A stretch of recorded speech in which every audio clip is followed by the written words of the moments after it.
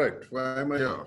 In the last time when I spoke from a stewardship perspective, trying to understand our presence here as stewards for God.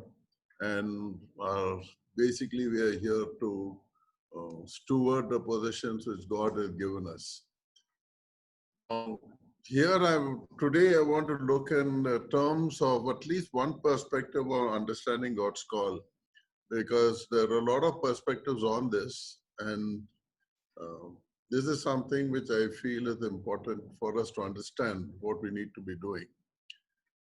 To Ephesians 1:17 to 20 basically says that the God of our Lord Jesus Christ, the Father of glory, may give to you the spirit of wisdom and revelation in the knowledge of him, that the eyes of your understanding being enlightened, you know what is the hope of his calling, what are the riches of the glory of his inheritance in the saints, what is the exceeding greatness of his power towards us who believe according to the working of his mighty power.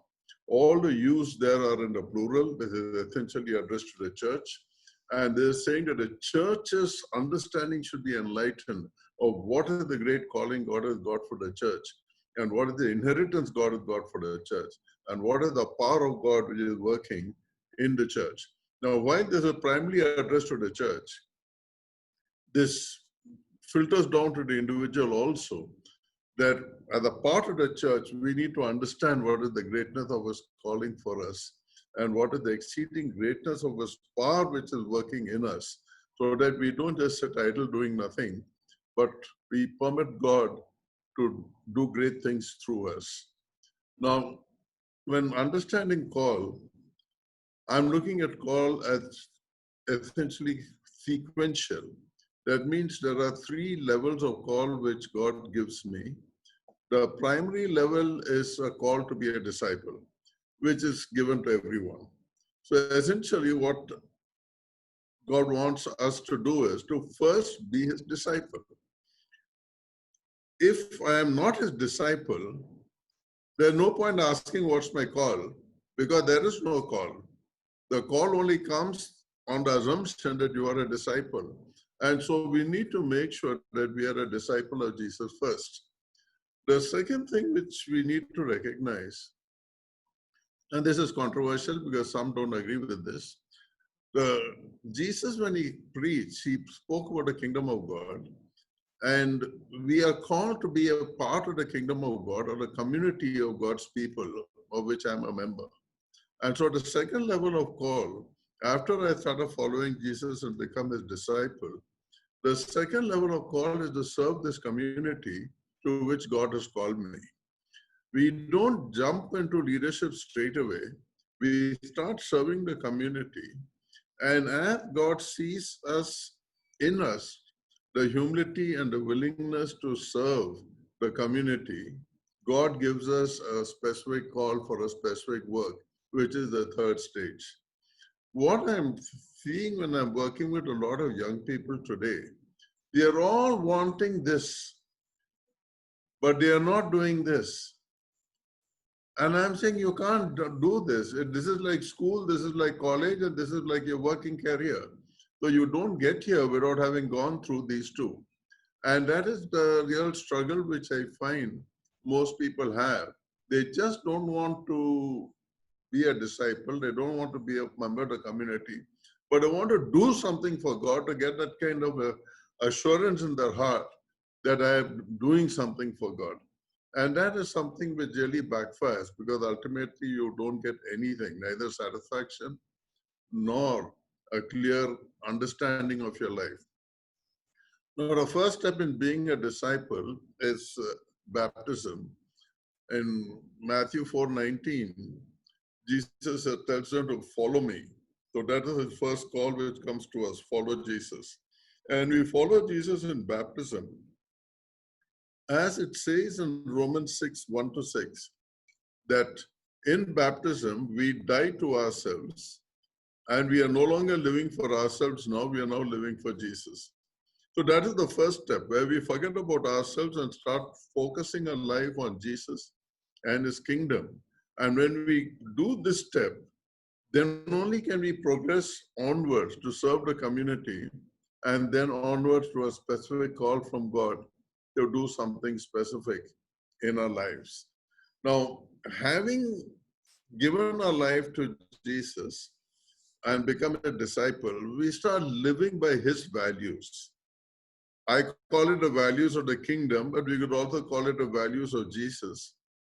God, Jesus spelled out in Matthew chapter 5 and 6 and 7 on the Sermon on the Mount, where basic emphasis was not living by the law, but trying to understand why the law was given, what is the purpose of the law, and fulfill the purpose of the law, which means doing more than what the law required or doing more than what the law asked for. So it said that basically this values of the kingdom needs to become my lifestyle, where I forgive people, I show love for people and concern for people. And that is how I become a disciple of Jesus, which is what God is wanting us to do. Now, as I do this, that is, as I give up my life and I start living for Jesus and living by the values of the kingdom, where I forgive people who harm me, I do twice more than what people ask me to do. Somebody steals my shirt, I tell them, don't worry, keep it. When I do this, I bump into what in John chapter 6, verse 60, the disciples say, hard sayings. In John chapter 6, verse 60, the disciples are walking with Jesus, and Jesus is talking about dying with Jesus Christ. Basically, he says, unless you eat my body and drink my blood, you cannot have any part in me. Where he was basically using those as symbols of surrendering ourselves totally to God. And in John chapter 6, verse 60, if you look at that verse, it says that many of the disciples, it's not the scribes and the Pharisees or the people who didn't know Jesus. It says that some of the disciples, they make the statement, therefore many of the disciples, when they heard this said, this is a hard saying, who can understand it? So he says, we can't understand this hard saying of what does it mean to surrender ourselves totally to Jesus, to become identified with the flesh and his blood and things like that. We don't understand it. And then you come to verse 66 of John chapter 6. It says that from that time, many of his disciples, mind you, not his Pharisees, not the scribes, not the people who are the enemies, not the people who are hanging around, but the people who are following Jesus. It says from that time, many of his disciples went back and walked with him no more. And this is what is happening to a lot of us. We start following Jesus and we are recognized as a firebrand believer, a believer who is really trying to do something for Jesus and who's on fire and who sings to glory and all that. But then we bump into a hard saying. What are these hard sayings? For the young people whom I work with a lot, the hard saying is usually obey your parents. They said, no, my parents are not believers. I said, the Bible didn't say believers or non-believers. The Bible just said obey your parents. But they said, no, I cannot accept that. I don't want to obey my parents. But that's what the whole issue of following Jesus is, that you start doing what the Bible asks you to do. And you don't ask too many questions about it. You try to understand it, like it says on the Sermon on the Mount. Why am I asked to do this? And you do it. And so what happens for a lot of women, it would be obey your husbands. Either why should you obey that peculiar guy? And for many men, it would be that you are a slave in the house, so please serve your wife and your children. And they'll say, no, no, no, I'm the boss of the house. They have never read Matthew 20, 25 to 28. So it becomes important for us that as we bump into these hard sayings, that we see that we start implementing it. Because if we don't implement it and we turn away from these hard sayings, one other question comes, are we still disciples of Jesus? Or are we like Judas, who had stopped following Jesus but still pretending to follow him on the day of Jesus' arrest and crucifixion? You know, these are, very often in my seminar, I will ask people, who has who among you have made a list of your enemies and started praying for them and started planning what good you're going to do for them? Now, most people would say no, they won't even think of doing that. But I think that's exactly what the Bible has asked you to do in Matthew chapter 5.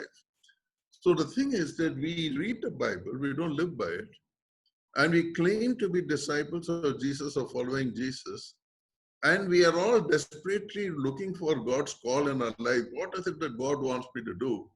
I tell them, brother, God just wants you to follow him first. Are you willing to follow him? Unless you're willing to follow him, don't think of a call or progressing anywhere beyond that. The cross, see, today when you look at the gospel is all about the cross. But when you look at Jesus' preaching, his preaching was the gospel of the kingdom. Repent, for the kingdom of God is at hand. And they called it the good news of the kingdom. So basically what happens, the good news is the community, not the cross. But the cross is what made the good news possible.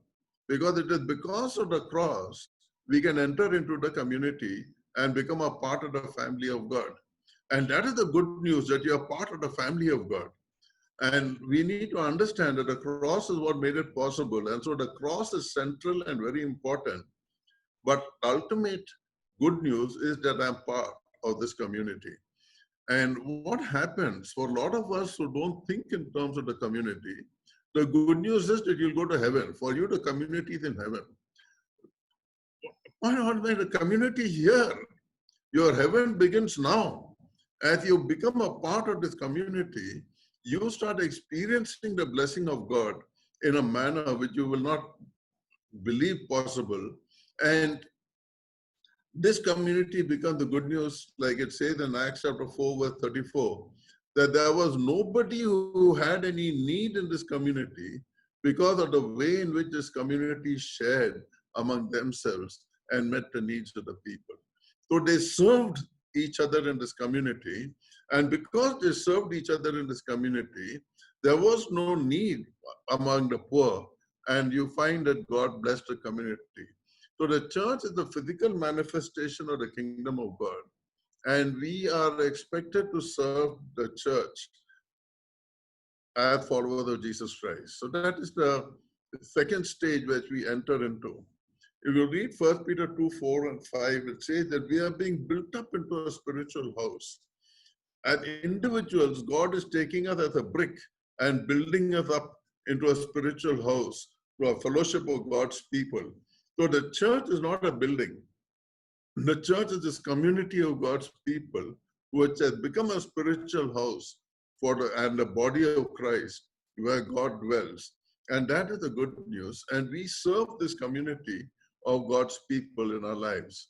And so if you read 1 Corinthians 12:12, Paul brings out that each of us is like the member of a body. We have got some function to play within this community.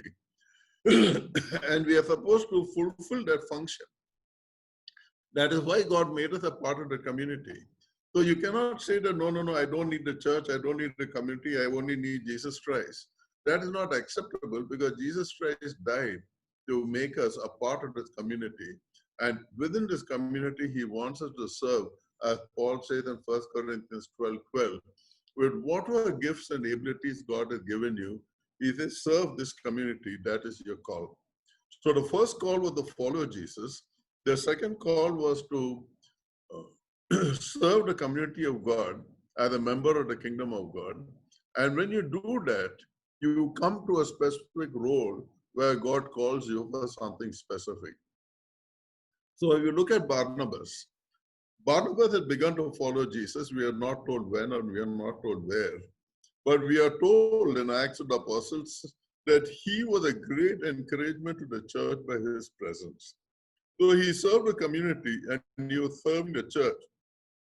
And he was doing it so well that they changed his name and they called him Barnabas, or the son of encouragement, because of the great work he was doing for the church.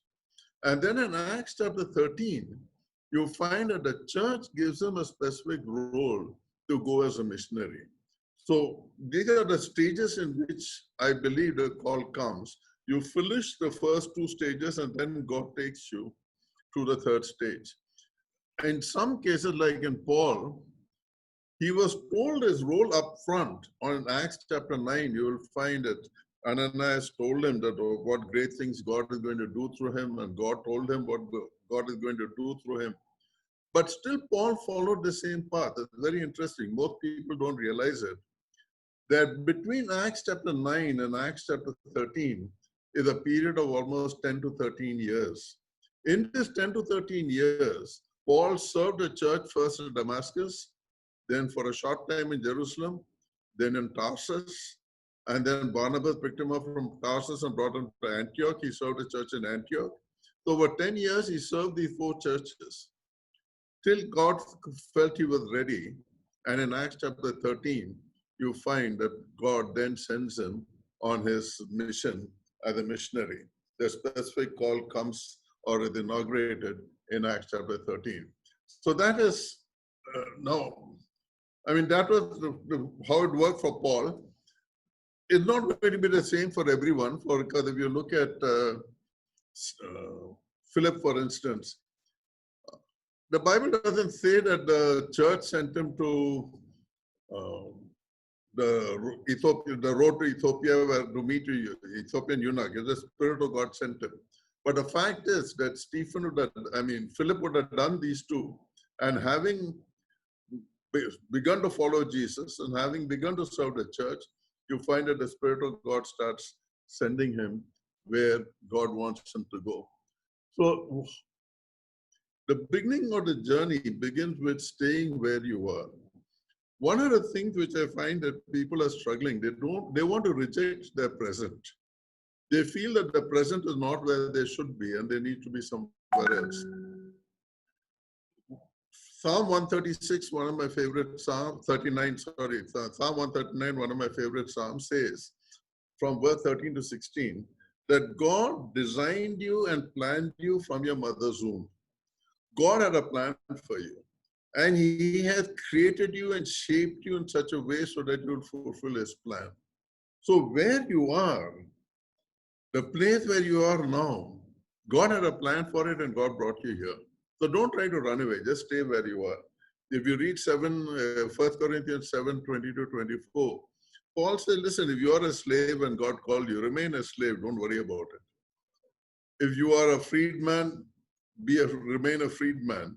You don't have to change your status, because what God is looking for primarily is in the place where you are you faithful to me? Are you following me in the place where you are? And are you serving the community in the place where you are? That is what God is looking at. And if you do that, then you'll find that God may change your location, God may change your surrounding, God may take you to the place where he wants you to be. But in the beginning of the journey, we just stay where God has put us. So Ephesians 2:10 says God has already planned what he needs us to do. So we don't need to fret.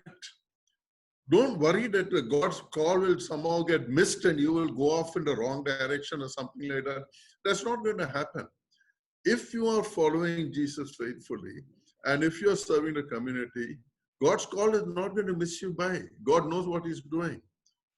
He will take you and he will change your surroundings completely. I mean, he took me from government to mission, to training and missions, and I did not know where all.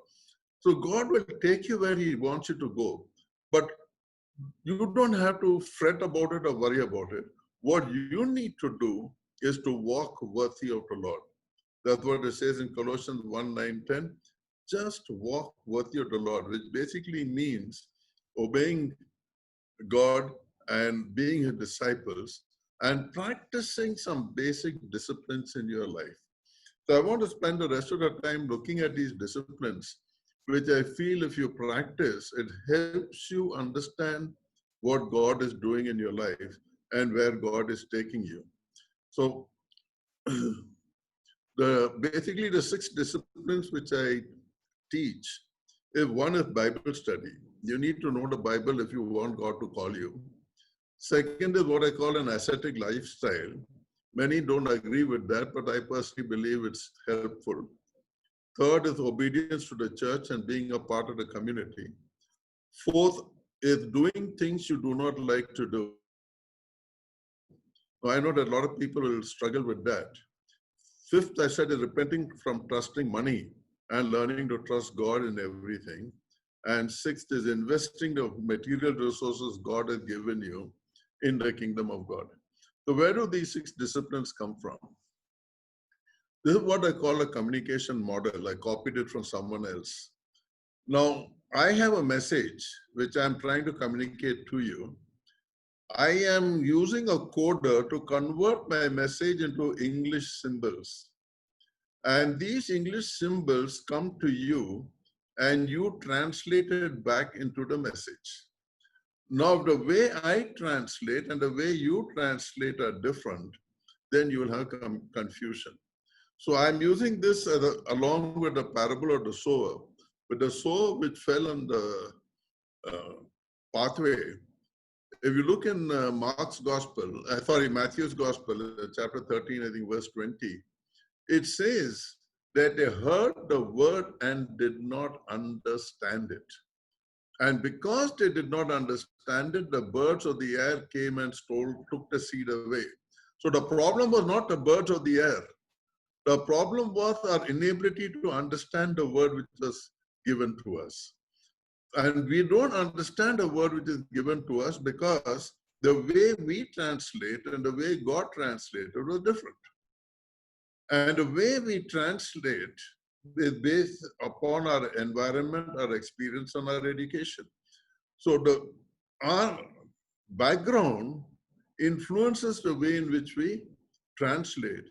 And I need to make sure that I am using the right frame of mind for translation.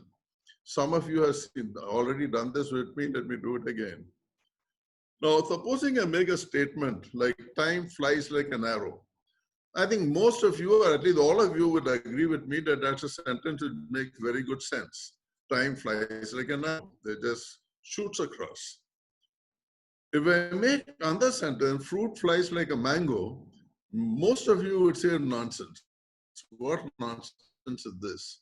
That doesn't make sense. But actually, the second sentence makes very good sense. But what happens? I created in your mind what we call a paradigm. Suddenly find that the second sentence makes sense. So what is the paradigm?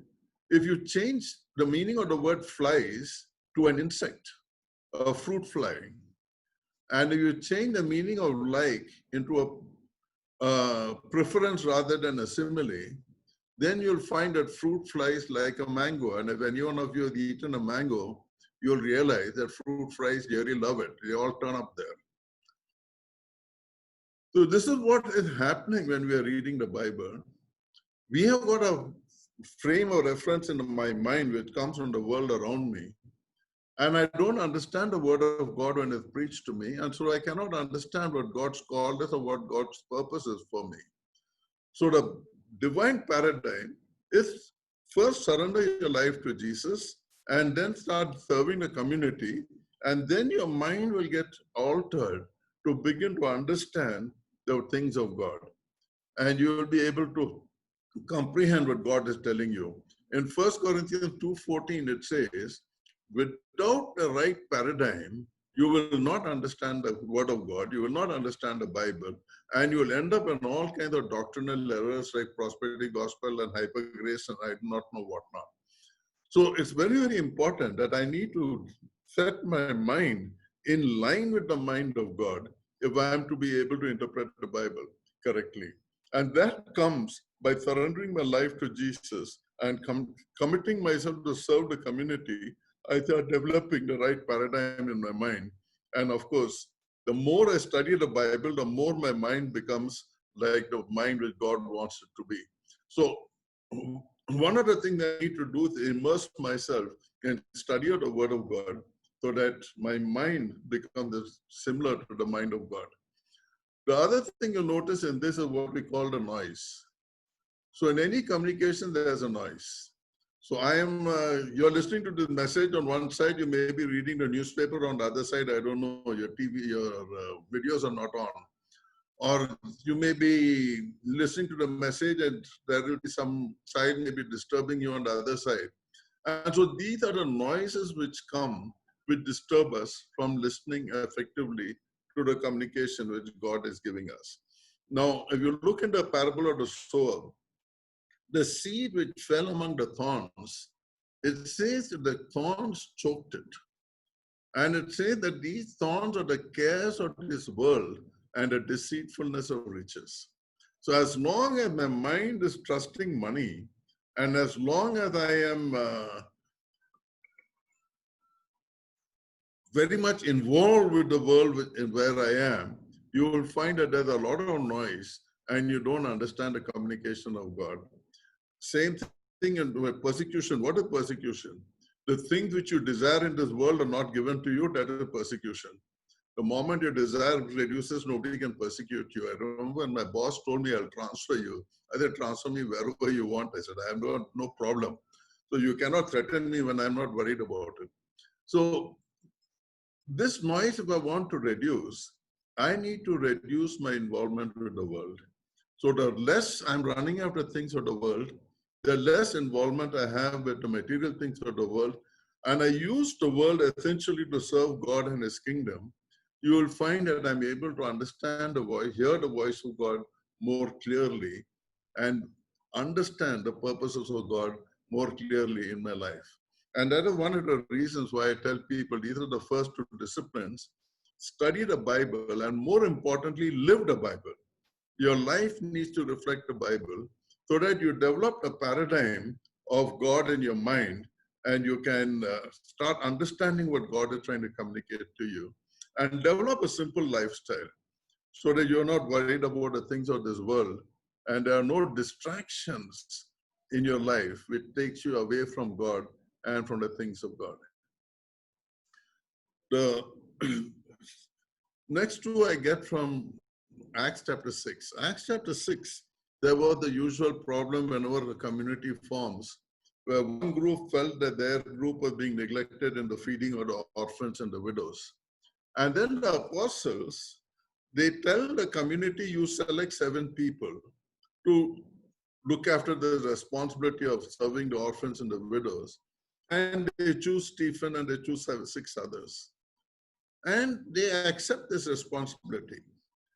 Now, when the church asks you to do something, is that a call from God or is that a call from man?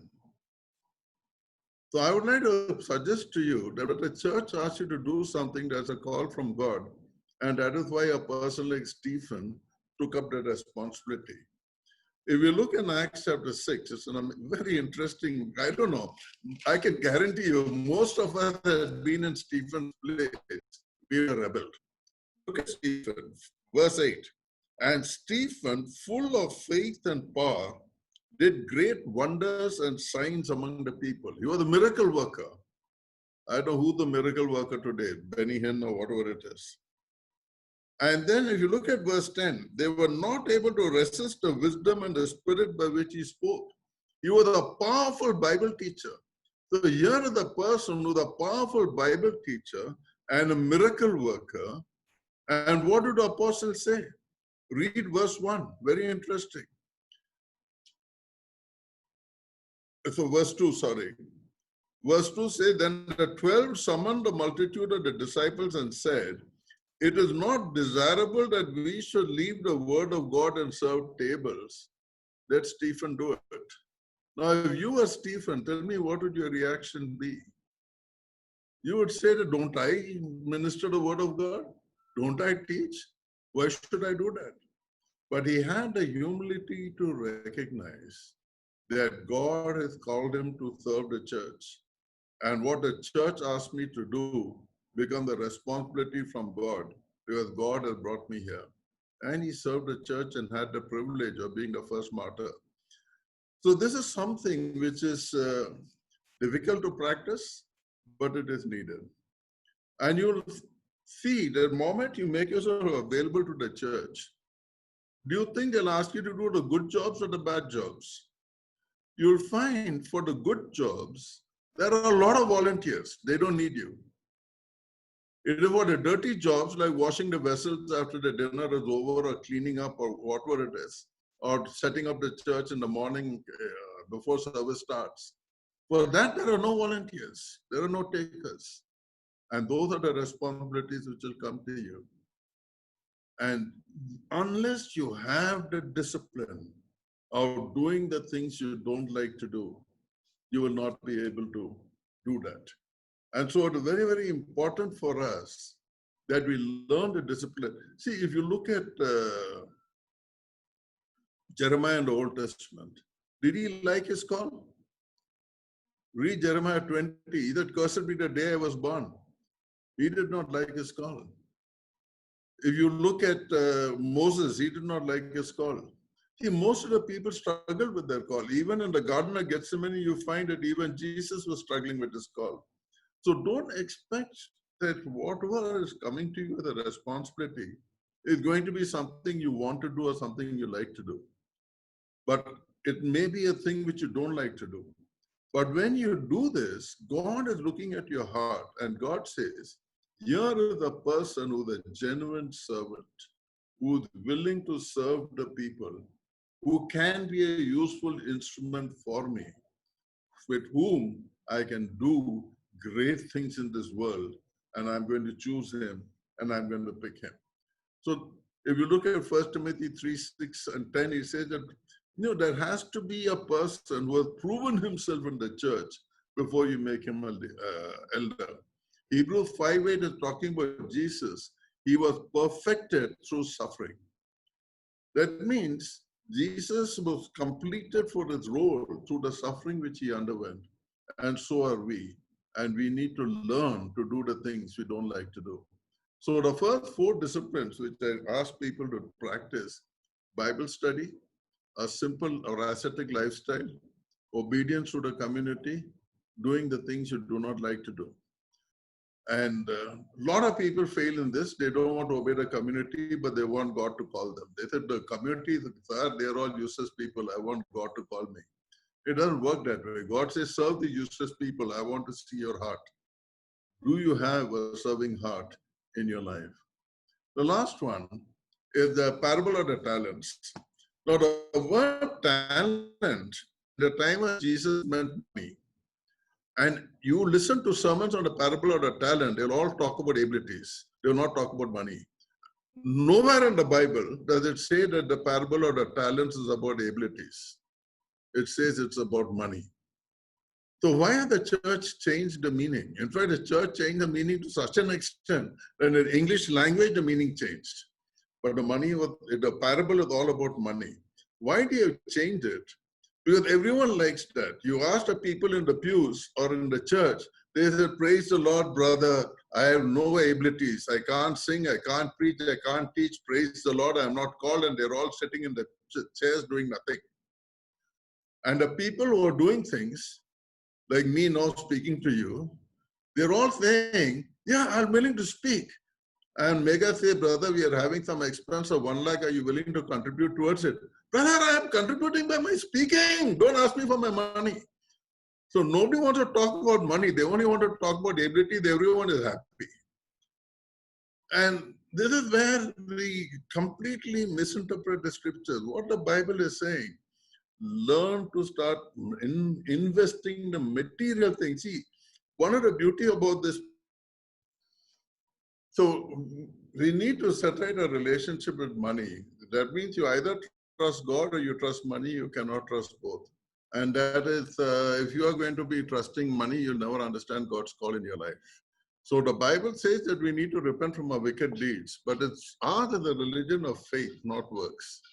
And when you're looking at it, the religion of faith, the Bible talks about covetousness or desire as being idolatry. And so what happens? We need to repent in our faith in the material to God. And when you repent of the faith in the material, then you will be in a position to invest the material things that you have in the things of God, rather than seeing it as a blessing from God which you can enjoy. Okay. So there are a lot of verses which deals with this. 1 John 2:15-17.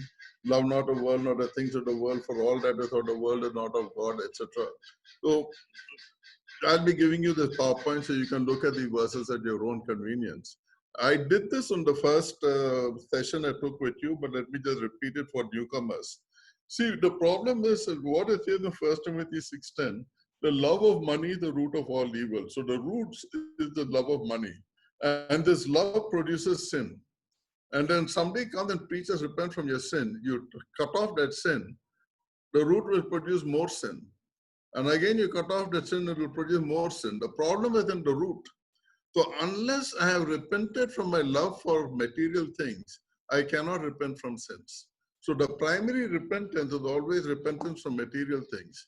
And that will enable you to repent from sins and bring you into a position where God can call you. So your attitude to material things becomes very important, and you need to repent from this so that God can use you in his kingdom. I'm not going to take time on this because we are already running late. Now, how many talents did a person with 5 talents end up with? He ended up with 10. And they took away the 1 from the person with 1 and he ended up with 11.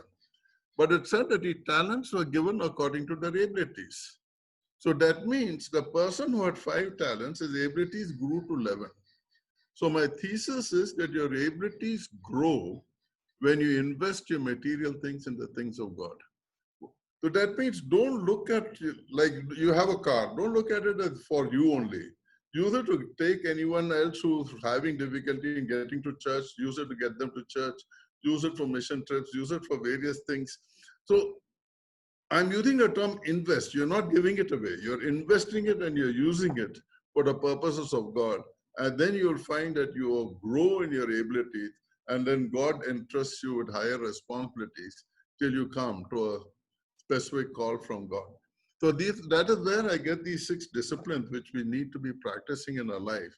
Bible study, ascetic lifestyle, obedience to the community, doing the things you don't like to do, repentance from money, and investing in God's kingdom. So what your call is not, it's your gifts are not your call. You use your gifts to fulfill your call. So don't confuse the two. A lot of people think their gifts are the call, it is not.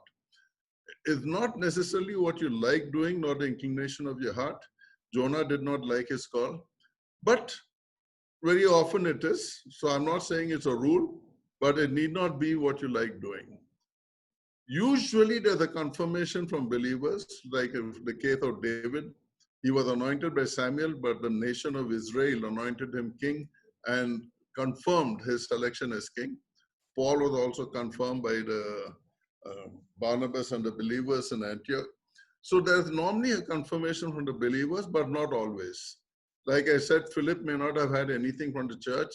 The Spirit of God told him to go to road towards Egypt, and he went and met the Ethiopian eunuch. But the sequence of faithfully following Jesus and faithfully serving the community is always maintained. The actual call may come differently for different people. So what is my challenge to you? Do not run after a call, it will come to you. See, a lot of people are struggling to find out a call. They've got seminars on this, exercises on this. I said, please don't worry, relax. You surrender your life to God, let God lead it for you. He will bring the call to you. You don't have to go running after it. Be faithful where you are and be a blessing to your community. And believe me, God will honor you with a great call and do great things through you. Thank you very much for your patience in listening to me. And I may have gone a bit long, but sorry. Thank you. Let me end my share. Anna, could you close the session and could you close the word of God in prayer, Anna? Our Heavenly Father, we do thank you, Lord, for your word. We do pray, Lord, that even as we commit ourselves, Lord, to faithfully be a follower, help us, Lord, to deal with those areas of our life which we find difficult, and where we find it difficult, Lord, to follow you. And help us, Lord, set our relationship right with the material so that we can be prepared and ready to be used by you, Lord, wherever you take us, whichever part of the country or the world or wherever you take us, Lord. we will be available, Lord, for you. In Jesus Christ's name, Lord, we pray. Amen.